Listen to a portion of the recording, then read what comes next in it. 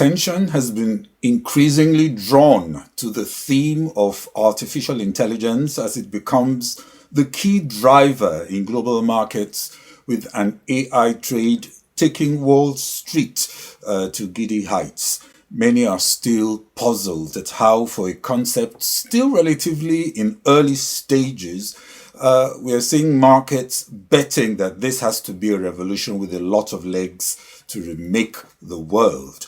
What we saw as a digital divide with advent of an internet age has been exacerbated by a more impactful AI infrastructure divide and will soon be complicated by what I have called an understanding divide.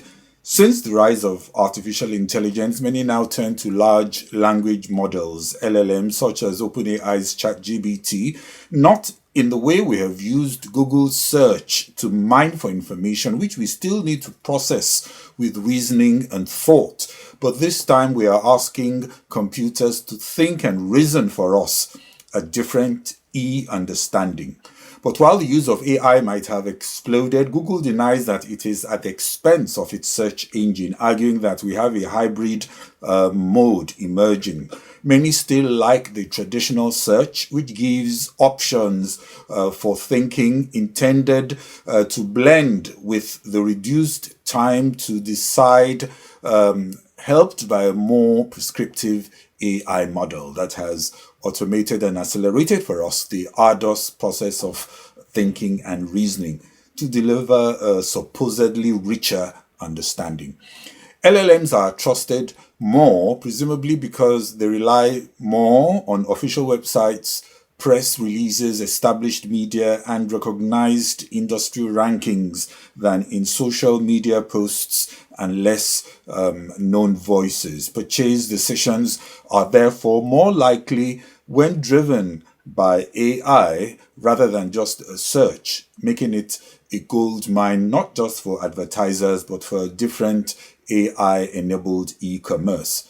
Personally, I had a recent encounter at a meeting at a lakeside resort in Peterborough, UK recently. The theme of the presentation was on education, and I was struck by strong concerns on the dangers of AI expressed.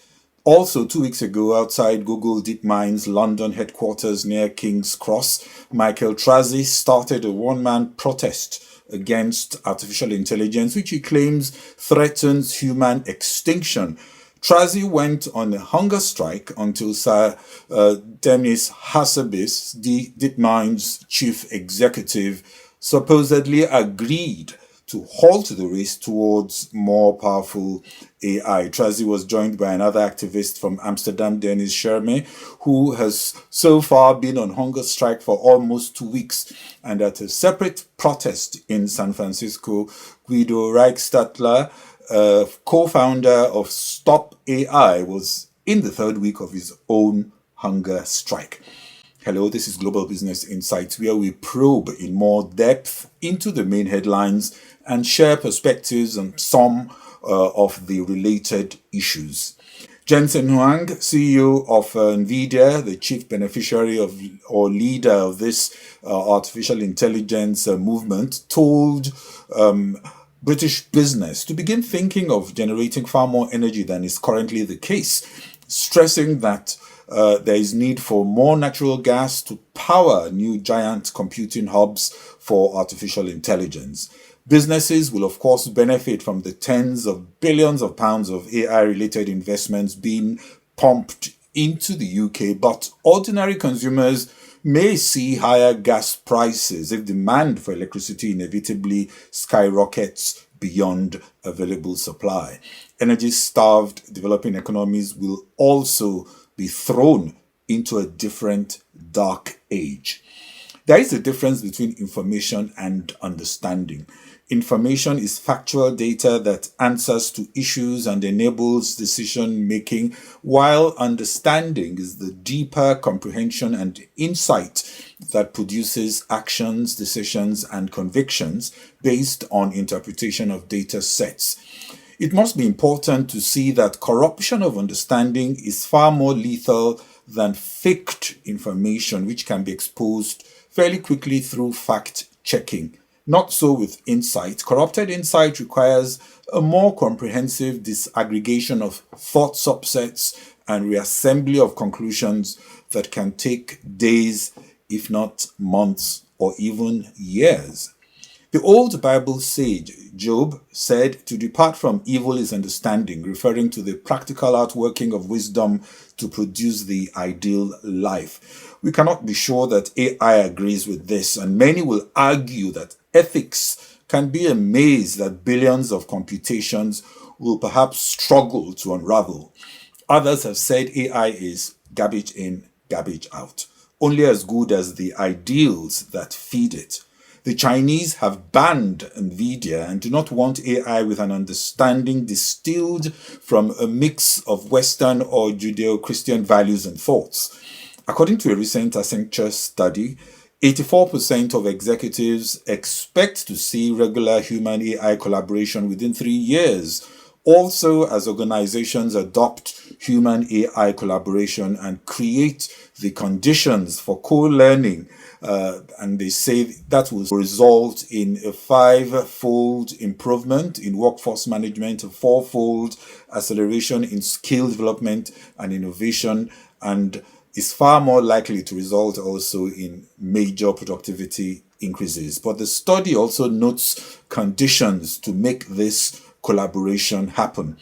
This includes visionary leaders framing AI as an enabler of creativity and innovation instead of just a tool for efficiency and leveraging AI-driven coaching and learning as well.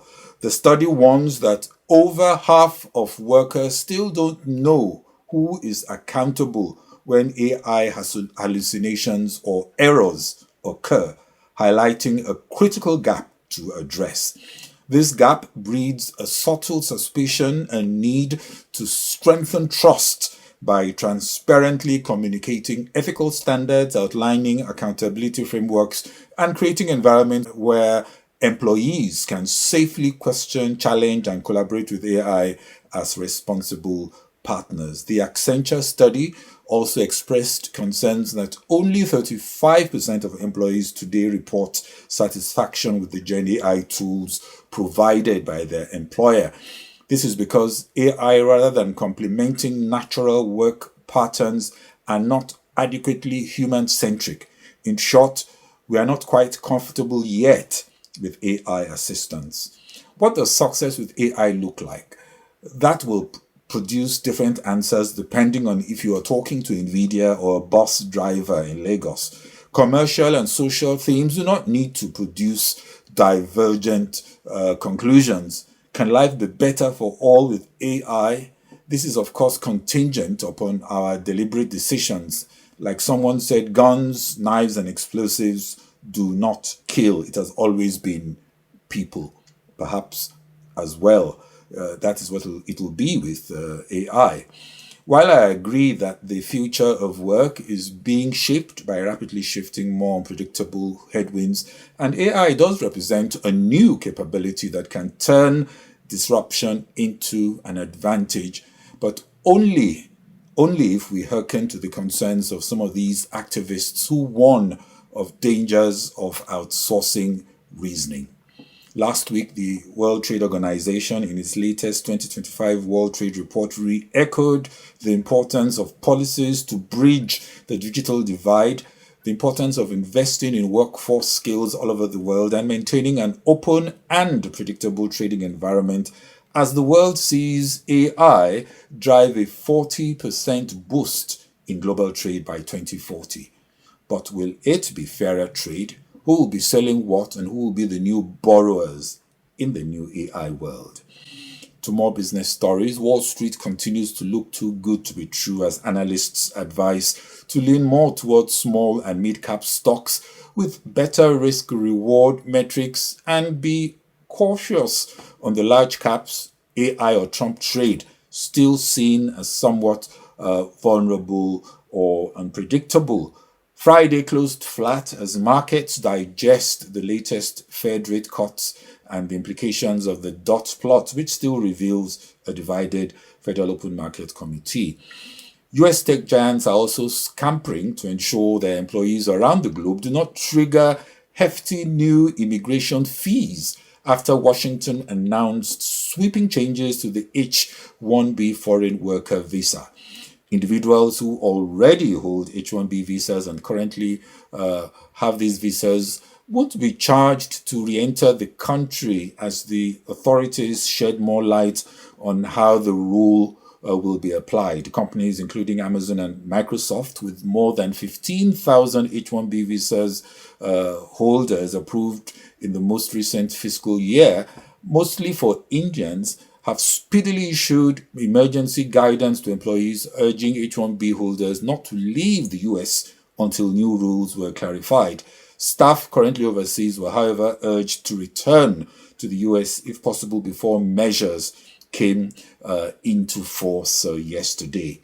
And SEC Chairman Paul Atkins, that's in the US, recently said that Trump's proposal to move towards reporting twice a year is a good way forward, but also noted that companies would always have the option to decide whether they want to still report earnings quarterly and can do so if they wished. Berkshire Hathaway CEO Warren Buffett are also calling for a revision to requirements on guidance. In 2018, Warren Buffett and James Diamond, CEO JP Morgan Chase, co-authored an article arguing that the guidance section of quarterly reports also often leads to an unhealthy focus on short-term profits at the expense of long-term strategy growth and sustainability. But analysts are clear that the market will be hurt by increasing information gaps, higher risk of surprises, and creating more room for insider advantage. In Europe, big tech groups are losing a political battle in Brussels to gain access to the EU's financial data market, despite US threats to resist discrimination against US companies.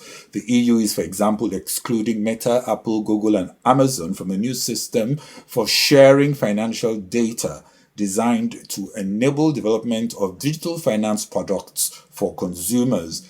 The decision helps banks to fend off the competitive threat from big tech groups, which they fear will use their data on people's spending and savings behavior to disintermediate them, that is the banks, from their customers. Can anything be said under the veil of comedy in a world of free speech?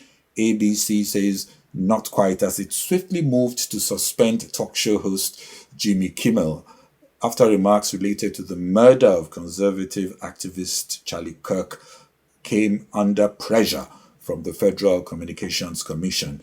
This is sparking an outcry that media, entertainment, and digital platforms are bending to the will of Trump, who is using political pressure to mute criticism. And we saw thousands gathered yesterday to mourn Charlie Kirk at a memorial event organized by Turning Point USA, the conservative youth organization he founded. Analysts are concerned about how the tone of the event shapes the political landscape moving forward amid the already intense climate of distrust. Mauritius Central Bank Governor Ramasithanen has agreed to resign this week following Prime Minister Navin Ramgoolam's call for him to step down amid signs of a power struggle at the bank. You may well ask, what is it with central banks these days and this new dynamic of increasing conflict in what we were accustomed to seeing as a rather calm institution? Perhaps that's a chat for another day. Asia Pacific markets were mostly higher as China's central bank kept the loan prime rate unchanged for the fourth month in a row. Also, Trump's immigration crackdown on worker visas weighed on market sentiment in India. The U.S. Personal Consumption Expenditures Index for August is out later today. The Federal Reserve will hope the report shows headline inflation is either in line or below forecast of 2.8% for the year. Well, that's all on this episode of Global Business Insights. This is Bode Oshosami. Thanks for watching. Don't forget to subscribe and share. Bye for now.